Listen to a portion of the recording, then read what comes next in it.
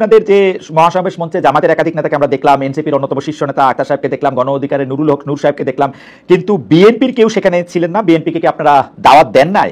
আপনারা বিএনপি বিরোধী একটা বড় জোট করতে চাইছেন, এটাই কি আপনাদের উদ্দেশ্য? না, বরং আমরা পিআর সিস্টেম নির্বাচন চাই। আচ্ছা, যেহেতু বিএনপি পিআর সিস্টেম চায় না, ওকে, আমাদের মূল বক্তব্য ছিল তিনটা: সংস্কার, বিচার, পিআর সিস্টেম নির্বাচন। ওকে, কাজে যেহেতু এই পিআর সিস্টেমের নির্বাচনে যারা ঐক্য, আমরা তাদেরকে দাওয়াত দিয়েছি।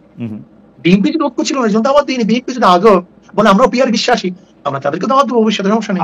আমাদের দর্শকদের উদ্দেশ্যে আপনার ভবিষ্যৎ দাওয়াত দেবেন, ঠিক আছে। আমাদের দর্শকদের উদ্দেশ্যে আর আমার বোঝার জন্য একটু পিআর সিস্টেমে নির্বাচন কি আপনারা এখনকার সংসদে যেটি আছে বা পরবর্তী সংসদ নির্বাচনও তাই চাচ্ছেন, নাকি সেটা শুধু উচ্চ কক্ষের জন্য, আপার হাউসের জন্য? আচ্ছা, ঠিক আছে, তাহলে একটু বুঝে নিই। প্রত্যেক সিস্টেম আমরা পিআর সিস্টেম নির্বাচন। আচ্ছা, পিআর সিস্টেমে যদি আপনারা নির্বাচন চান, তাহলে কি এই 300 আসনে যে নির্বাচন হবে সেই নির্বাচনে কোনো ব্যক্তি বা এমপি নির্বাচিত হবে না, তাই তো? না, তারা দল নিযুক্ত করবে, ভালো ভালো লোকগুলিদেরকে। না, ধরেন দল নিযুক্ত করলো, দল নিযুক্ত করে ধরা যাক ইসলামী আন্দোলন 50% ভোট পাইলো, সেই জন্য তারা 150 সিট পাবে। আর বাকি যারা 20%, 30% তারা সেরকম করে কেউ 100 সিট, কেউ 50 সিট, কেউ 30, 20, 10 এরকম করে পাবে। আপনি যে 150 সিটে জিতলেন বা 150 সিটে জিতবেন পিআর পদ্ধতিতে, সেইখানে তো আপনি বাছাই করবেন কোন কোন সংসদীয় আসনে আপনার লোক দিবেন, তাই তো? তাই। কিন্তু যদি ধরা যাক আমাদের বরিশাল 1 আসনে আপনিও সেখানে একজন লোককে নিয়োগ দিতে চাচ্ছেন যে 30% পাইছে, উনিও ওইখানেই উনার সিটটা চান, যিনি 10% পাইছে উনিও ওইখানে ওই সিটটা চান, এইটা রিজলভ করা হবে কিভাবে? কোনো সমস্যা নেই, আমরা কম্প্রোমাইজ করে নেব। না, যার যেখানে প্রয়োজন সেখানে দেব।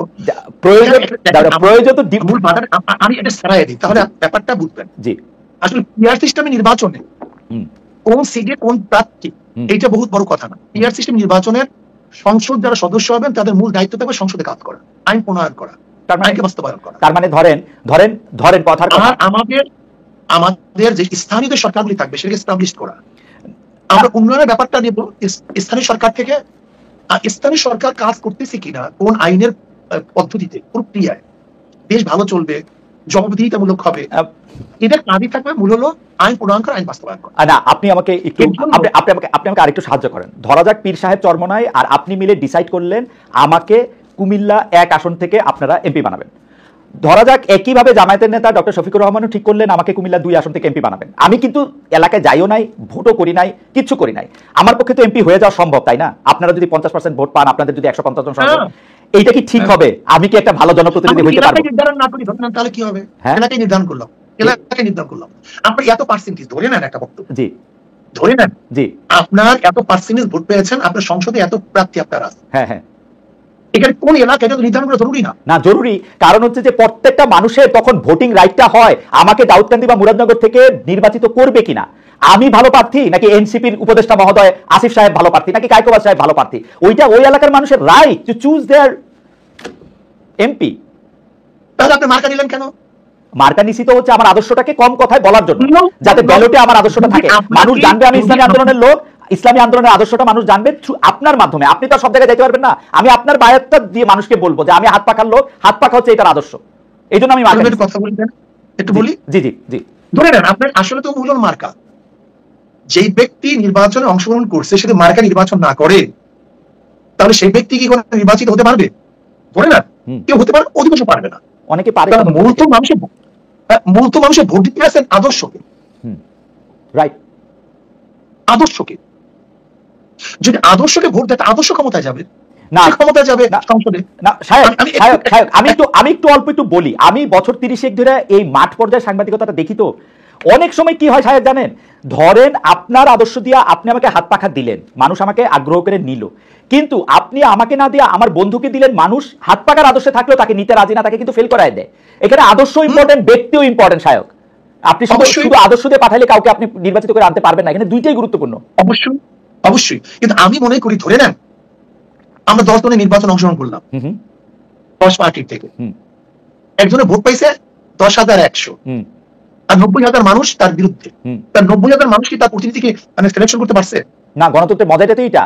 গণতন্ত্রের মজাটাই তো হচ্ছে বেশিরভাগ মানুষ যাকে পছন্দ করে সেই হচ্ছে নির্বাচিত করবে, মানে শাসন ক্ষমতায় দায়িত্ব পাবে, সেটাই তো। এখানে তো 10,000 মানুষ, আপনার 90,000 মানুষ তো আপনার বিরুদ্ধে, তার মেজরিটি হলো কিভাবে? না না মেজরিটি হওয়ার দরকার নাই তো, বেশিরভাগ সবচেয়ে বেশি মানুষ যেটা করবে 10,000 মানুষ।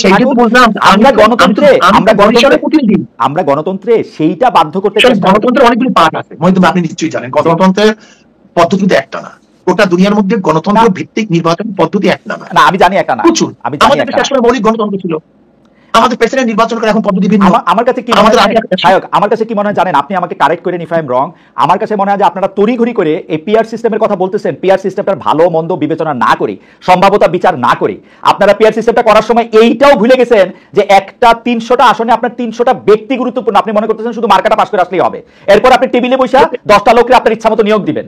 This is not fair. আমাকে কথা বলতে জি বলেন বলেন। দেখেন, যদি আমি বর্তমান প্রচলিত নির্বাচনের কথা বলি, সেখানেও কিন্তু মেরিট ডিমেরিট আছে। আপনার পিআর সিস্টেমে নির্বাচনে মেরিট ডিমেরিট অবশ্যই আছে, কিন্তু আমরা দেখব মেরিট ডিমেরিটের মধ্যে কোনটার গ্রহণযোগ্যতা বেশি, কোনটার গ্রহণযোগ্যতা কম। আমার একটা ছোট্ট আবেদন, আমি জানি যে হুজুর আপনি অনেক লজিক্যাল লোক, আপনার সাথে আমি মানে তর্ক করার মানে দৃশ্যতা ক্ষমা করবেন, কিন্তু আপনি দেখেন যে এটার মধ্যে অনেকগুলি প্র্যাকটিক্যাল প্রবলেম আছে, সেজন্য আমি বলছি আমার কিছু আসে জানা, আমি খুব ভালো করে জানি আপনি আমাকে এমপি নমিনেশন দিবেন না, সো আমার কোনো স্বার্থ নাই। আমার চেয়ে অনেক মানে যোগ্য লোক আছে, তাদেরই দিয়েন, কিন্তু আপনি এটা দেখেন পরীক্ষা করে যে এটার মধ্যে আসলেই ঝামেলা আছে, আসলেই ঝামেলা। একটু কথা বলি, পিআর সিস্টেম নির্বাচনের দাবিটা কিন্তু আমরা এই গত 28 তারিখ করি নাই। পিআর সিস্টেম নির্বাচনের দাবিটা কিন্তু আমরা 2008 থেকে শুরু করেছি। ওকে, আর দেখেন আপনি এবং আমি যেটা তর্ক করতেছি পিআর সিস্টেম নির্বাচনে, কোনো স্বাভাবিক, প্রত্যেকের মত ভিন্ন থাকতেই পারে, এটা আমি কোনো আপসেট না, প্রত্যেকের মত ভিন্ন থাকতে পারে, মানে মত ভিন্ন থাকার মতই তো মজা।